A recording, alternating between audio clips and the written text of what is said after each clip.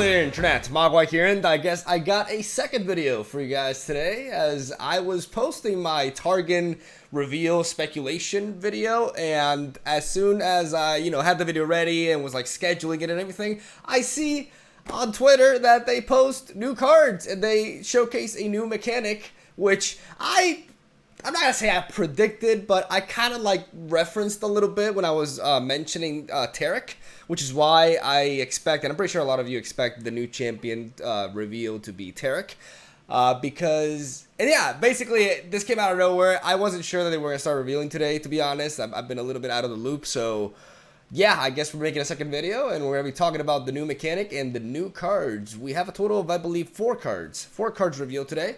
And I assume the new champion will be tomorrow. At least that's what they say on the Twitter. Like, if I minimize here, you guys can see that see who awaits at the peak tomorrow, right? So that references that. In case you guys want to check this video out, just follow Legends of Runeterra on Twitter at @PlayRuneterra.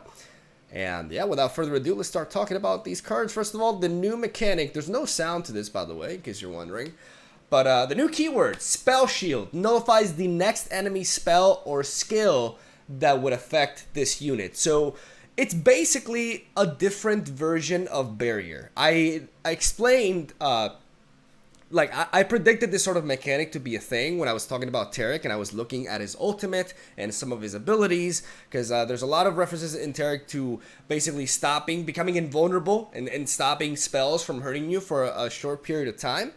And I figured that they could do that. Like, I was expecting it to be something like this or something like Hexproof from Magic the Gathering. And it turns out to be pretty much a mixture of that. It is pretty much Hexproof, really. Like, if you look at this, that's basically what it is.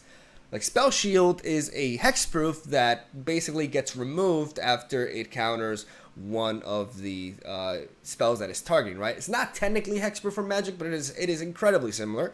And like I said, functions as a different type of barrier, right? So Tarek is going to be a champion, is going to be very similar to Shen. And now I would go ahead and expect Tarek to have some sort of effect regarding Spellshield. Like, he's going to do something with Spellshield for sure, right? So this mechanic is really interesting. It has some very neat implications, and we're going to talk more about it as we mention the last card of this reveal. But first of all, we're going to be mentioning some cards that revolve around support synergy, and you'll see what I'm talking about here. First of all, we're going to see Targon's version of Warchef, which is a 2-mana 2/2, Tyari the Traveler.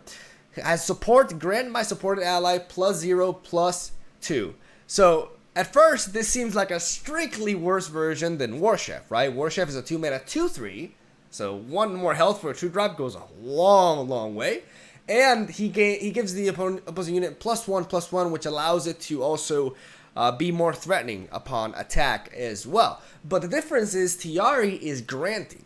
This is very easy to overlook if you're looking over these cards quick, really swiftly, but grant means that this is a permanent buff, which means every time Tyari attacks, he's going to be giving +2 health permanently to the unit that he supports. Now, does this still make it better than Warchef? I don't think so. I think this card is still, like, in a vacuum, it's worse, but if, as you can see, there are support synergies now with this set, apparently, so you still may be inclined to play Tyari, even if it is a worse version of Warchef, just because you want to have as many support units as you can. Why would you want to have as many support units as possible? Because the next card would benefit quite a bit from it, and that is the Mountain Sojourner. Out of the units revealed, of the 3 units that we're going to cover, this one is my personal favorite. I really like this card. It seems rather underwhelming at first, but the more you think about it, the more, like, the stat total that the value this card can generate you is actually pretty absurd. It is a 5-mana 2/5 initially, so quite understated. We are accustomed to 5-mana 5/5, 5-mana 6/5 being sort of like the premier, like, vanilla stat line, right? We had the Bull Elnec for 4 mana being a 4/5, so we can assume that a purely, like, 5-mana 6/6 would be like the average stat line, right? If you don't have any abilities onto that. So having a 2/5 for 5 is going way below that, right? But she has a very potent support ability. Grant my supported ally +2/+2. If that ally has support, also grant its supported ally +2/+2. If we manage to get the full value out of this card, we are paying 5 mana, but we are generating 15 stats worth out of one card. That is really, really strong. That mitigates this card's weakness as a blocker, right? You don't generally want to be playing the Mounted Sojourner on your opponent's attack turn because you're paying 5 mana for a 2/5. You're not really going to be able to block. I mean, you're going to survive a lot of hits, but you're not, with that 2 attack, you're not really threatening anything that's attacking much at all, right? You can't even block into Fearsome, which is super relevant. But offensively speaking, man, if you get an attack off with the Mountain Sojourners, if your opponent is not able to answer this, the value is insane, especially because we are granting the stats. We're not buffing temporarily. This is not Warchef. We are giving that stat line permanently to the unit. And that just...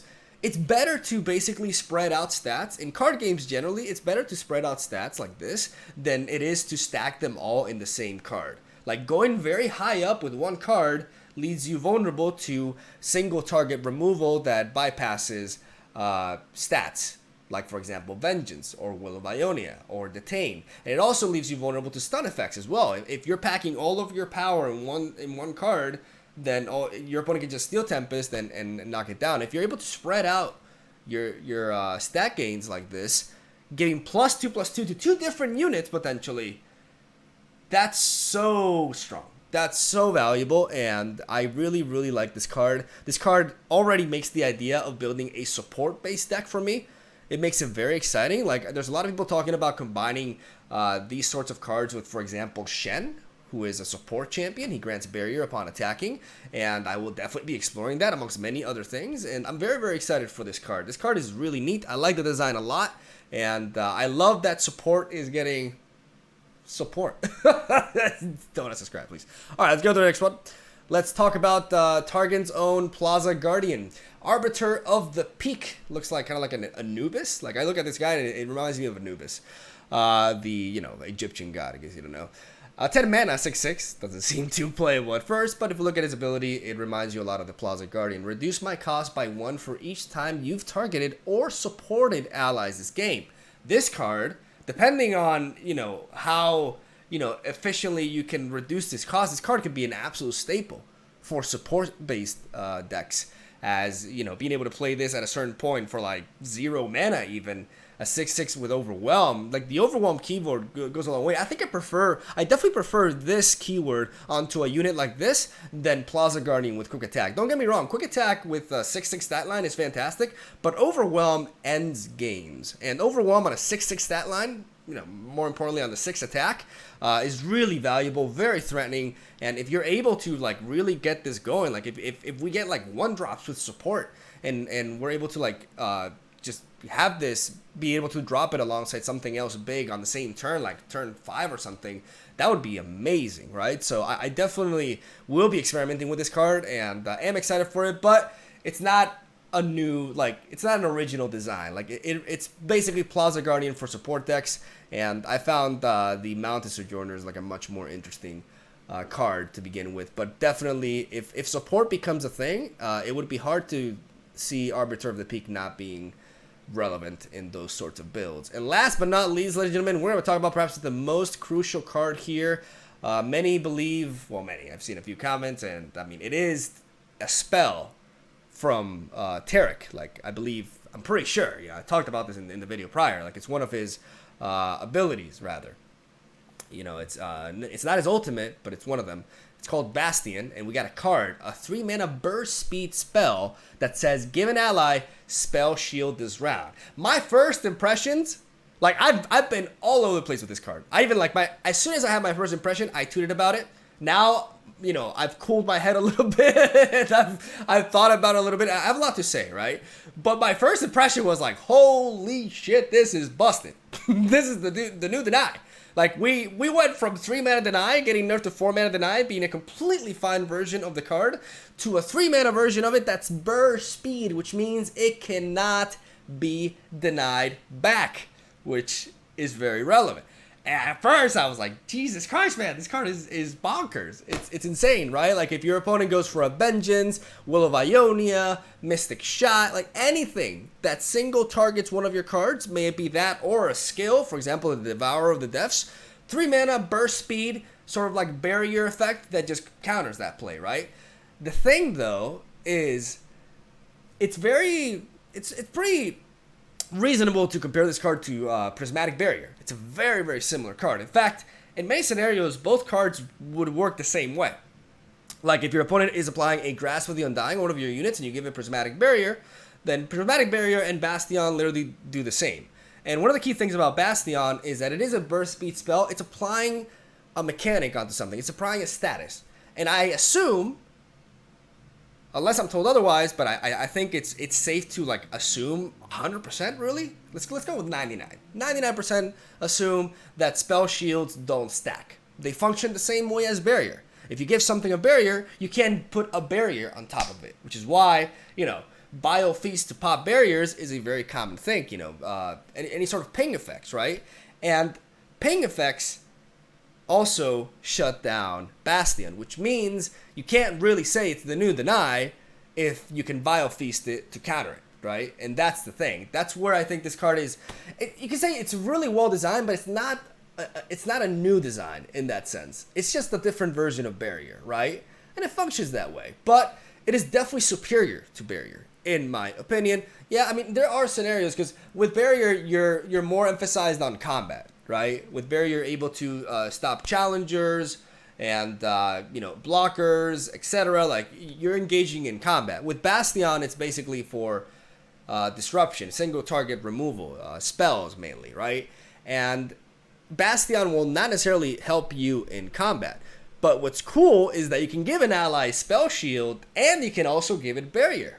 You know, you can't give an ally 2 barriers, but there's nothing against having a barrier and a Spellshield. So we could see some decks with like Shen and support from Targon with both Spellshield and barrier. And I think that's really cool. Like, the more cute like mechanics like this that we add, the more diverse the gameplay is, right? And the more situations you have to take into account. And I love this mechanic. I love how they're introducing it. I think Bastion, for the time being, seems very, very balanced, and I really like it. I really like the design. I like the fact that it's interactive. You know, you may not be able to deny this card, but you can Vile Feast it. You know, you can ping it in any other in multiple ways, and it's neat because it makes up for the fact that it's a burst speed, sort of like, because people are saying, like, when they compare this to Deny, like, the biggest thing that people are bringing out, well, this doesn't counter Ruination, this doesn't counter War Mother's Call. Most of the time, Deny is not really, like,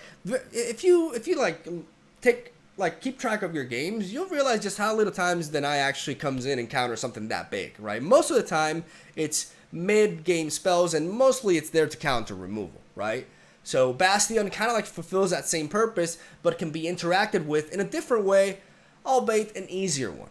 And I won't deny that. But I still do think Bastion is really good, and it's going to be very, very interesting. It's going to be I want to see if it mixes well with the likes of Barrier as well. I mean, keep in mind that you want to have, like, one of the reasons to combine this with Barrier is because you want to have a deck that, for example, can get this Arbiter of the Peak out earlier, you know, since it says reduce my cost by 1 for each time you've targeted or supported allies. It's not just supported, targeted. So if you're playing barriers, like I said, Shen and Prismatic Barrier and Bastion and stuff like that, then all of your cards are basically targeting, and you're gonna have an easy time with that. I want to see if there's like more cards that synergize with how many times you target stuff as well. I think Arbiter will not be the only card representing an effect like that. And it's going to be really, really intriguing to see how that works out. But that's basically the cards. Very, very nice way to start things off. Like I said, I like Bastion a lot, and I'm a big fan of the Mountain Sojourners. Not much to say about this one. Like I said, it's War Chef's little brother who lives in the shadow forever. But yeah, it's not terrible. And Arbiter is really neat. Like I think Overwhelm, because we don't really see Plaza Guardian much in Constructed, but I think Arbiter with this keyword does have the potential to be a very, very competitive card. It just depends on how fast you're able to reduce the cost, because we're starting from 10. That's a lot of, you know, support. But if we get a 1 mana supporter, that changes things a lot. So because you can potentially even like drop a 1-drop and then drop another city of like 1-drops, and you can have like by turn 2 you can already have like it's. You know, we'll see. But really, Really like these cards. Really like this mechanic. What do you guys think about the Spellshield mechanic? Let me know in the comment section down below. Do you think it's going to be Tarek? And, I mean, if it's Tarek, it's definitely going to be Tarek, and he's going to do something with Spellshield. Like, I'm going to bet on it. Like, I don't know what to bet, but I'll bet something. And I'm going to stop talking. Thank you guys for watching. Let me know what you think about these cards. I'm just really excited that we're getting the... I honestly didn't expect to have this so soon. I don't know if this was, like, announced that they were going to start today. Like, I honestly did not know. But I'm really happy that's the case. So, I'm really fucking hyped, man. Dude, I'm a card game addict and I'm getting new cards. I don't think I have to explain myself. I'm just like, it's Christmas all over again, and it's great. So, yeah. Thank you guys for watching. Stay tuned for daily Legends of Runeterra content. Tomorrow, we'll be talking about the new champion reveal, most likely. And let the leaks begin. That was Soul Day. Thank you for watching. Subscribe for more. I'll see you guys around.